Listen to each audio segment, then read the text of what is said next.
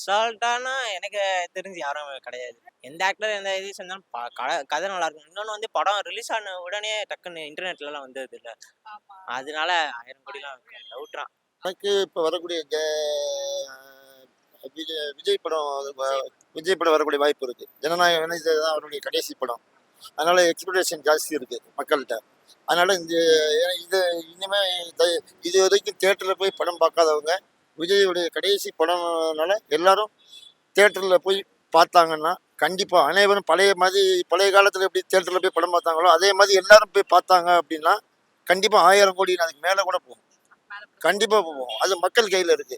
மக்கள் விஜய் மேலே வச்சிருக்கிற மரியாதை பொறுத்து தான் இப்போ ட்ரெண்டிங்கே இருக்கு. இப்போ அநேகமாக எல்லாருமே இந்த படம் ரிலீஸ் ஆனது ஒரு சண்டே அன்னைக்கோ இல்லை வேற ஏதாவது ஒரு லீவு நாளில் இருந்தால் மக்கள் போய் பார்க்க சௌகரியமாக இருக்கும். அதுதான் மெயின். ஏன்னா இவங்க திங்கக்கிழமை செவ்வாய்க்கிழமை புதன்கிழமை இந்த மாதிரி படம் ரிலீஸ் ஆகும்போது உங்களுக்கு அவ்வளோ ரஷ் வராது. எப்போவுமே சாட்டர்டே சண்டே தான் ரஷ்ஷு. இந்த படம் Saturday R Sunday maximum Sunday அன்னைக்கு ரிலீஸ் பண்ணாங்கன்னா கண்டிப்பாக 1000 கோடி தாண்ட வாய்ப்பு இருக்கு.